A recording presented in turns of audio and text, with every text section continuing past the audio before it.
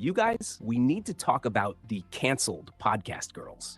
Brooke and Tana just sat down again to address what everyone's been saying online, that they hate each other. But they wanted to clear the air. They don't hate each other. Still, it really looks like all the online hate, especially the stuff directed at Brooke, is what's pushing this podcast to its end. Even though they originally said they'd honor their contract, now it sounds like they're wrapping things up early, with just 5 or 6 episodes left. So let's break down exactly what they shared in this latest episode of Canceled. Tana and Brooke have been stuck in YouTube headlines lately, with fans constantly speculating about whether they secretly despise each other, and whether that's the real reason the podcast is ending. A few weeks ago, Tana caught everyone off guard when she talked about it on Logan Paul's podcast. Then, she and Brooke addressed it more openly in an episode called Why the Canceled Podcast is Ending. At first, people thought that was the final episode, but once you actually watched it, it became clear they meant they'd part ways after the contract ended, which was supposed to be the end of this year. They explained that they simply have different visions for their content now, and they've grown into different people since they first began. Naturally, people assumed it was beef, that maybe they just didn't like each other anymore. But both Brooke and Tana denied that. Even Amari jumped in recently to say the same thing. And again, the girls sat down to shut down those rumors. They don't hate each other. But this week, Tana said something different. She no longer wants to finish out the contract, despite what was originally planned. She opened up in an episode called The Truth About Canceled Ending,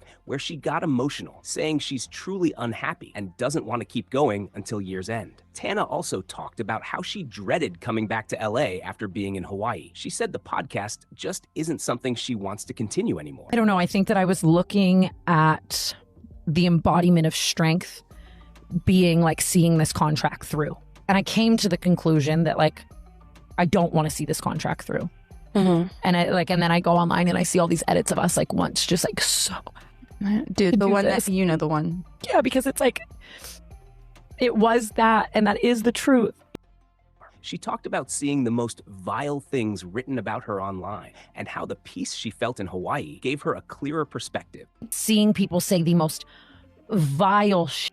I think I needed that like stark contrast of being in Hawaii and really thinking about my life and going from peace for it to be so black and white for me. Like now I have to come home and I have to sit on this couch and I have to talk about all these things that like I don't want to talk about, just to like further a conversation to then have more like, you know what I mean, just like this.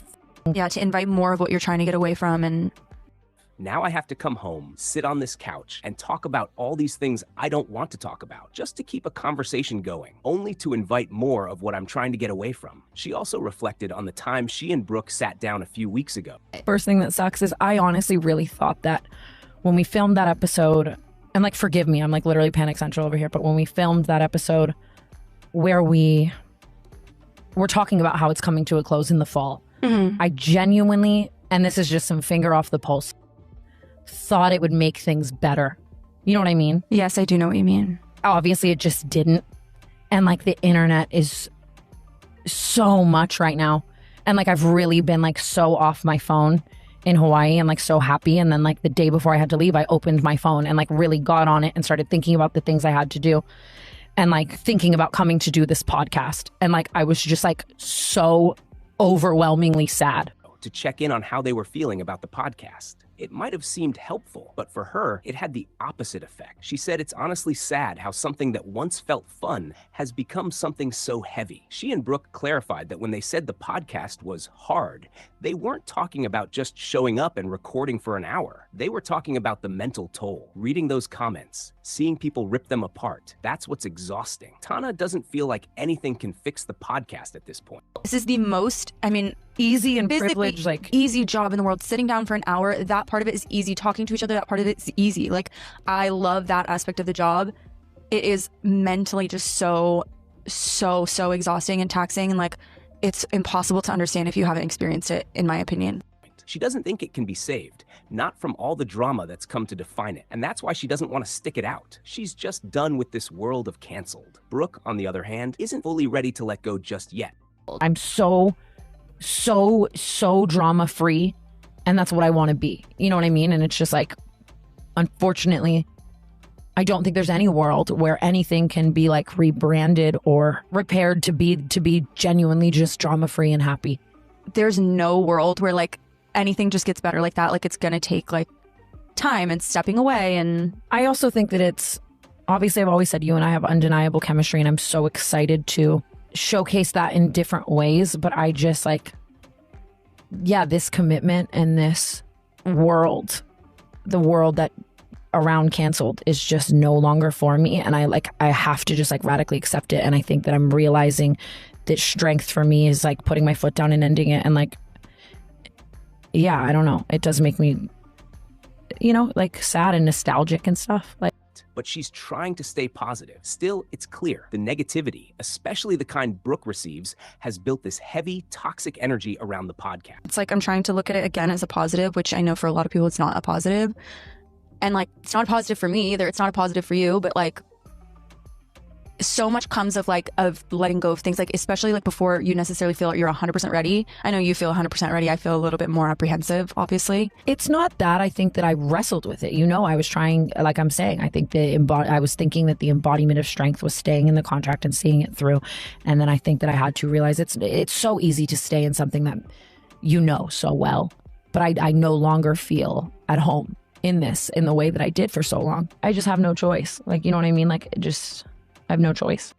And that's part of what's pushing Tana away. Brooke sees it too, and they both seem to agree. Ending the show might be what saves their friendship. Brooke even went deeper into this on the Cheers podcast with Avery Woods, opening up about why working with friends can totally shift the dynamic. Honestly, it's obvious. The podcast has affected their friendship, and they're not hiding that. But they've made one thing clear. They don't hate each other. And forgive me, but like, she is a person that you can make comments on and say all these things, but to me she's someone that I know and someone that I sat down like doing this for so long with, and someone that I want to see like flourish and thrive and get out of this rat race.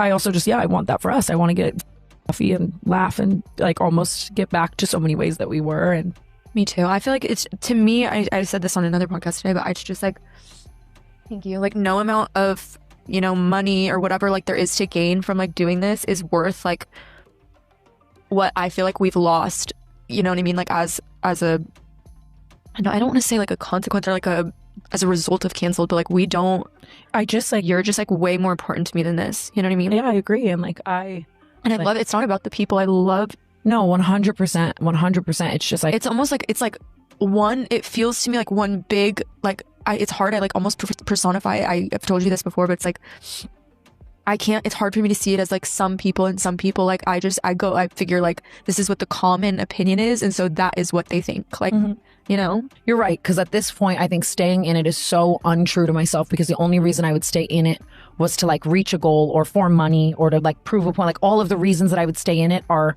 dark. If they did, this show probably would have ended in flames. Maybe back during the George Skate drama, or anytime since. It's obvious they could have pulled the plug sooner. We've kind of announced now that like, I don't think we're going to keep going with it, at least for now. We've talked at least about taking like a big long break, if not ending it completely. I feel like both of us are very fatigued of it, kind of. I feel like both of us are in such different places than we were when we started, and it's just feels different now. It's not as fun for either of us anymore. At the very least, we'll probably take 6 months, a year off, and then maybe reassess. I don't think anybody should like work with their partner or friends or anything. And it's not that like it's a bad relationship. I love her more than anything. It just changes the dynamic of a friendship so much. Like I felt like we had a child, you know what I mean? And now like we can't even nurture this like marriage that we have because we're like so focused on this kid that we have. That's what I compare it to. But it really did change like the dynamics, so that I feel like that's a big element too. We want to be friends. If they wanted. If they really hated each other, they would have gone full call her daddy, never looked back. But for the sake of staying on good terms, for the possibility of still hanging out in the future, they're saying this is where it has to end. The comments, especially the ones thrown at Brooke, seem to be what's ending canceled. In the episode description on Spotify, it literally says, Brooke and Tana discussed the podcast coming to an end in 6 episodes. So it looks like that's how much longer Canceled has left. Fans are reacting. Many of them are heartbroken that hate-filled comments brought this show down. Some are even saying the girls could have just ditched the drama and pop culture topics if they didn't want the negativity. But at this point, it's clear. They're done with being dissected, done with the way people analyze how they speak to each other or the stories they share.